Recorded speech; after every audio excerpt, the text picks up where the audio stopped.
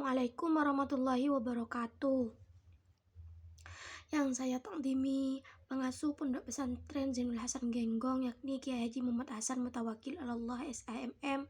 Yang saya hormati Rektor Universitas Islam Zainul Hasan Genggong, yakni Bapak Abdul Aziz Wahab BAMAG. Dan yang saya hormati Kaprodi PGMI, yakni Bapak Firdaus Ainul Yakin MBD, serta dosen pengampu mata kuliah Akidah Akhlak, yakni Ibu Nur Fatimah MBD. Dan tak lupa teman-teman yang saya banggakan. Pertama-tama, marilah kita panjatkan puja dan puji syukur kehadirat Allah Subhanahu wa Ta'ala, yang mana telah memberi nikmat sehat dohir maupun batin, serta kita bisa melakukan aktivitas sehari-hari dalam keadaan sehat walafiat. Salawat serta salam tak lupa kita aturkan kepada Nabi kita, Nabi Muhammad SAW, yang mana telah membawa kita dari alam jahiliyah menuju alam yang terang benderang seperti saat ini. Baik, perkenalkan, saya Khalifatul Jannah, Prodi PGMI kelas 2A. Sedikit akan menjelaskan tentang materi rukun iman. Ada beberapa poin yang akan saya bahas mengenai rukun iman, yakni pengertian, dan yang kedua ada berapa rukun iman yang kita harus ketahui, kemudian manfaat kita beriman kepada keenam ini, dan yang keempat dan yang terakhir yaitu tanda-tanda orang beriman itu seperti apa, seperti itu. Baik, di sini saya sudah menyimpulkan terkait apa saja sih yang harus kita ketahui tentang rukun iman. Yang pertama, saya akan membahas tentang pengertian atau definisi. Pengertian rukun iman itu sendiri yaitu secara bahasa artinya mempunyai arti membenarkan. Dan yang kedua, secara syar'i itu proses keyakinan diri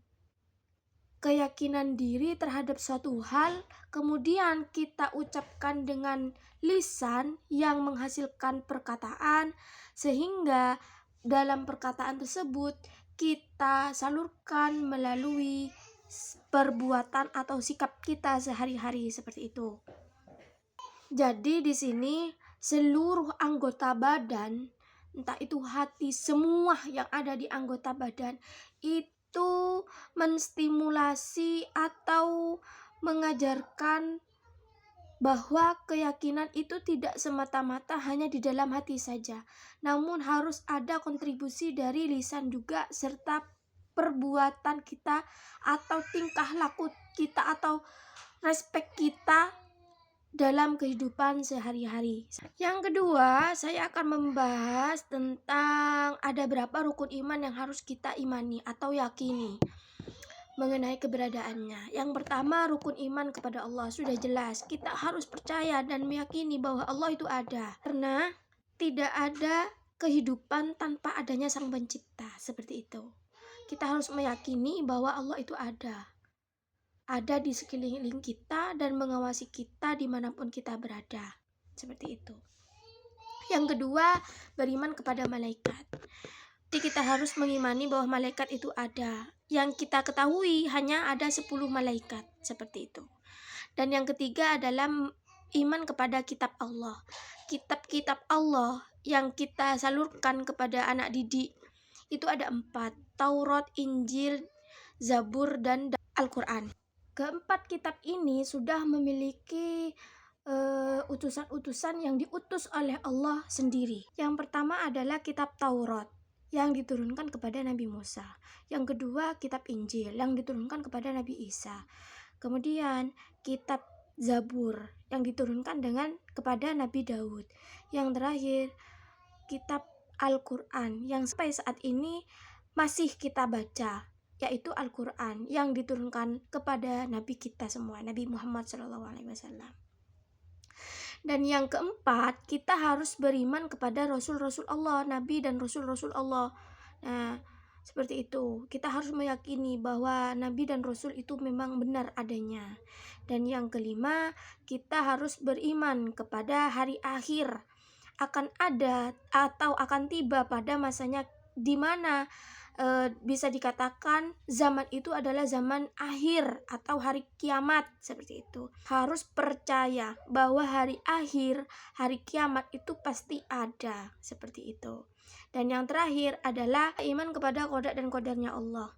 Di sini dijelaskan bahwa kita harus mengimani atau percaya terhadap takdir yang sudah dituliskan atau yang sudah digariskan kepada kita sebagai umat Islam di dunia. Contohnya apa? Kita sudah tidak usah khawatir atau berprasangka yang tidak baik terhadap takdir. Bagaimana kita ke depannya, rezeki kita ke depannya bagaimana. Jangan berpikiran sampai ke sana. Kita hanya butuh penanaman rasa keyakinan terhadap diri kita sendiri bahwa takdir yang sudah dituliskan atau yang digariskan kepada kita semua itu adalah yang terbaik atau pilihan dari Allah Subhanahu wa taala. Poin yang ketiga di sini adalah manfaat.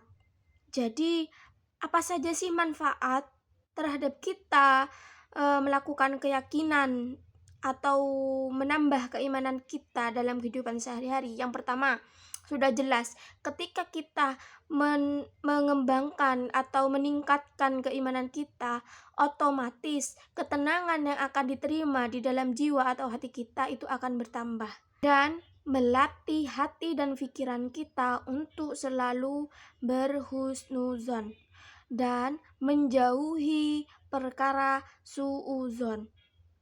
Nah, dari sikap tersebut nantinya akan menghasilkan keberuntungan tersendiri terhadap diri kita maupun orang lain. Dan poin yang keempat adalah tanda-tanda orang yang beriman atau tanda-tanda orang yang mengimani rukun iman, seperti itu.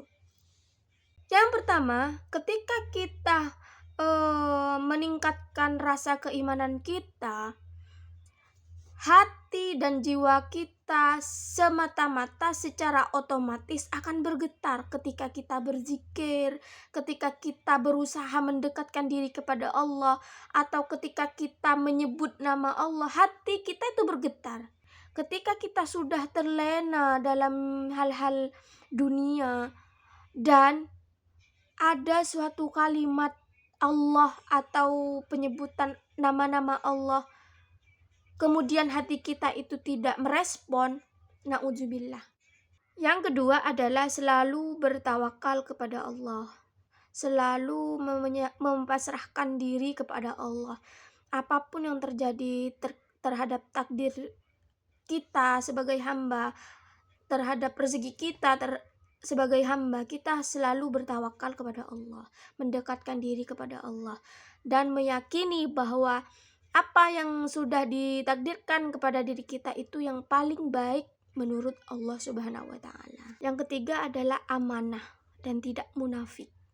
Seperti itu, tidak mengingkari hal-hal yang sudah menjadi tanggung jawab dia sendiri.